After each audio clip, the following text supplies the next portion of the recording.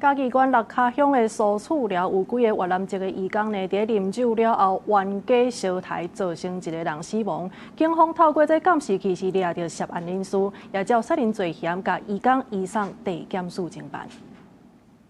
監視器畫面翕到冤家燒拍移工走上獄的狀況，其中後壁獄的人佫手提刀仔，邊仔的朋友要救攏救袂掉。嘉義縣六腳鄉的蘇厝寮13半暝發生移工啉酒冤家燒拍意外。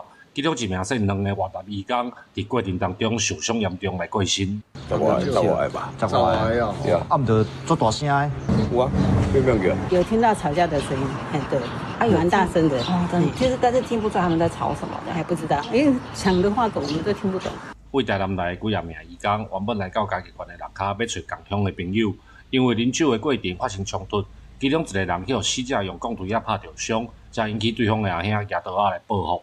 其中一名男子先遭鐵錘攻擊受傷，其胞兄得知後持刀介入，衝突過程中造成一名阮籍越南男子遭刀刺傷，經送醫急救後仍傷重不治。警方表示，配合現場附近的監視器，已經將相關涉案的人攏帶到警察局，馬佇現場查扣涉案的刀仔、甲鋼槌仔等證物，詳細經過各需要調查。